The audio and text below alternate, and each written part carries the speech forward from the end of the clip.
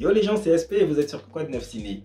Aujourd'hui, on se fait ce qu'on appelle un petit marathon Netflix parce que oui, depuis un moment, je me fais chier à regarder Netflix. Il y a tellement rien d'intéressant que voilà, tout d'un coup, les gens qui me disent, bah voilà, SP, il faut regarder Netflix. Netflix, il y a de très bonnes séries qui sont sorties récemment, il y a de très bons films. Et a priori, vous aviez raison. Oui, vous aviez raison. Dans cette vidéo, il y aura beaucoup de spoilers.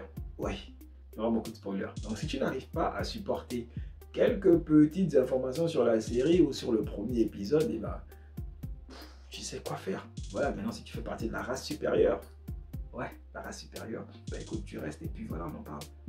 Simple. J'ai regardé récemment Day Shaft, j'ai regardé récemment Purple Heart, je crois que c'est ça le titre. J'ai regardé également Sandman. Donc aujourd'hui, on va parler de Sandman, qui est une série originale Netflix adaptée du roman de Neil Gaiman.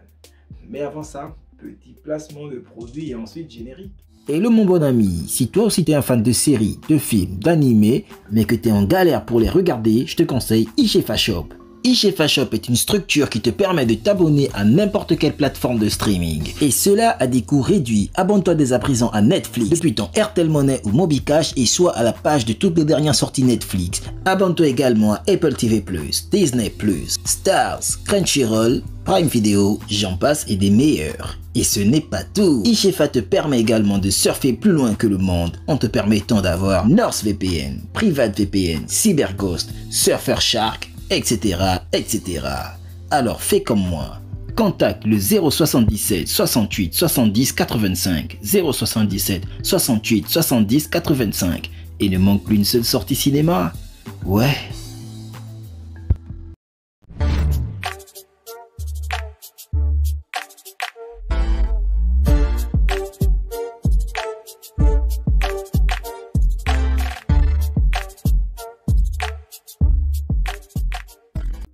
La série Netflix nous propose de suivre les aventures de Morpheus, Sandman ou encore Rêve qui est l'un des infinis avec la mort, la passion, je sais plus, j'en passe, ça fait un petit moment que j'ai regardé la série.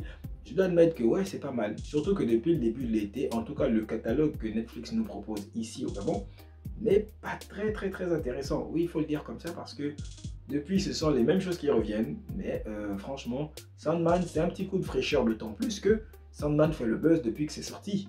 Oui, la dernière fois que j'étais branché sur Netflix, c'est quand j'ai regardé Stranger Things. Voilà. Et là, Sandman apporte du neuf. On y suit donc Morpheus, qui est le dieu des rêves, qui part à la recherche d'un cauchemar qui s'est donc échappé de son royaume dans le monde des vivants ou le monde éveillé. Le monde éveillé. Voilà, si je ne dis pas de conneries. Donc, il part à la recherche d'un cauchemar dans le monde éveillé. Et Morpheus va donc se faire capturer par un scientifique, un marabout, je ne sais plus trop quoi, qui est à la recherche de son fils décédé. Bon, bref, tu vois un peu le topo. Là, Morpheus est gardé pendant un peu plus d'une centaine d'années. Et pendant ce temps, on lui vole ses artefacts. Et quand Morpheus réussit enfin à se libérer, il aura donc pour but non seulement de récupérer ses artefacts, son masque, son bijou, je ne sais plus ce que c'était, et sa pochette avec du sable à l'intérieur, mais aussi de restaurer tous les dégâts que son absence du monde des rêves a engendré, aussi bien sur le plan cosmique que sur le plan physique. Voilà plus ou moins de quoi parle l'histoire. Et je dois admettre vraiment, comme je disais tantôt, que c'est un petit coup de fraîcheur. C'est quelque chose que j'aime bien. En même temps, je suis plus trop branché série fantastique. Depuis Harry Potter, tu vois que ça fait hyper longtemps. Donc depuis Harry Potter, moi je regarde plus ce genre de série.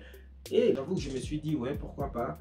Ce n'est pas mal. Et en plus, ça aborde un univers qui n'est pas fréquemment exploré. La série reprend donc les éléments déjà mis en évidence par Warner, notamment Lucifer et tout ce qui tourne autour, donc Mexicaine et patati et patata, les enfers, sans pour autant faire dans la même chose. Tu vois, on nous présente un Lucifer interprété par quelqu'un d'autre, c'est une femme, d'ailleurs je crois que c'est la meuf qui interprète Brienne de Torse.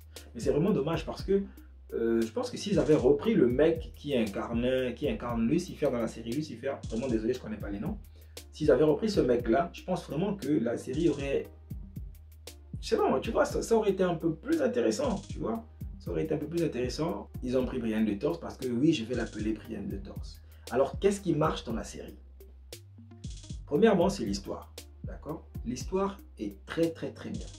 C'est un homme, un dieu, on va dire ça comme ça, déchu, qui a besoin de récupérer ce qu'il a perdu. Voilà, c'est aussi simple que ça. Et après, il veut tout simplement se repentir.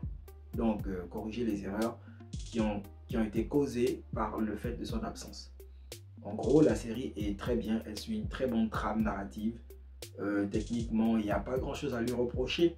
Si, une seule chose que je reproche d'ailleurs à la série, mais vraiment, c'est la chose qui me saoule, qui m'a tellement saoulé. J'ai regardé le truc et je me suis dit, ouais, mais c'est quoi les bails? Qu'est-ce qu'ils nous foutent? Ils se sont créés à l'école primaire ou quoi? C'est le combat entre Morpheus et Lucifer. J'admets que je n'ai pas compris le truc. Ils se sont fait un genre de... À l'école primaire, on appelait ça l'animation, je crois. C'est comme ça que moi, j'ai perçu le truc. Parce qu'à un moment, ils se disent, bah écoute, si tu veux récupérer ton masque, il faut que tu fasses un duel, enfin que tu te frites avec quelqu'un et tout. Moi, je me dis, ouais, il y a des bouches qui vont se casser, machin et tout, tralala. Lucifer va fighter. Et tu vois, et ils sont en train de se changer là. Ils se changent, tout le monde est vêtu de noir, comme moi. Et tu sais ce qu'ils font? Au lieu de se casser la gueule, ils se mettent à se dire, bah écoute, ils se font un concours de grandeur. C'est comme ça que j'ai compris le truc. L'un dit, je suis la terre. L'autre dit, bah moi je suis le ciel. L'autre dit, bah écoute, moi je suis la galaxie. Et il y a l'autre qui répond, écoute, moi je suis l'univers tout entier. Et ainsi de suite, ainsi de suite, ainsi de suite. C'était ça en fait le clash.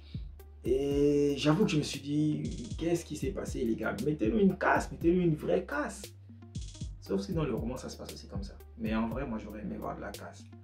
D'autant plus que s'ils avaient pris le Lucifer de la série Lucifer, je pense que ça aurait été pas mal, encore une fois. Et une question, pourquoi Maisie King c'est toujours une femme noire?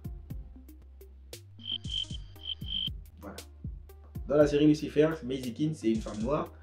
Dans cette série, il faut croire qu'elle ressemble à ça, en vrai. Je sais pas. Donc voilà un peu. En vrai, la série, des niveaux critiques négatifs, je ne saurais trop quoi dire parce que pour cela, il aurait fallu que je lise l'œuvre. L'œuvre originale, mais ce n'est pas fait. Donc je ne peux me baser que sur ce que j'ai vu. Et honnêtement, la série, elle est pas mal. Si tu n'as pas encore regardé, je t'invite à la regarder. C'est une série de, je crois, 10 épisodes. Voilà, 10 épisodes tranquilles comme ça. On a l'occasion de revoir certains personnages, ou plutôt d'entendre parler de certains personnages dont on avait déjà entendu parler dans Lucifer d'ici. Voilà, on entend parler comme ça de Constantine et de je sais plus trop qui. J'ai plus retenu Constantine. Voilà, c'est l'un de mes personnages préférés d'ici. Donc oui, voilà plus ou moins de quoi il est question. Je t'invite à regarder la série. C'est une très bonne série Netflix, tu vas la retrouver tranquillement là-bas. Si tu n'es pas encore abonné Netflix, bah écoute, tu t'abonnes. Et je précise, ce n'est pas de la publicité que je suis en train de faire pour Netflix. Abonnement à la chaîne, like, commente, partage. Et puis je te dis à la prochaine pour une autre vidéo. Voilà, tchuss.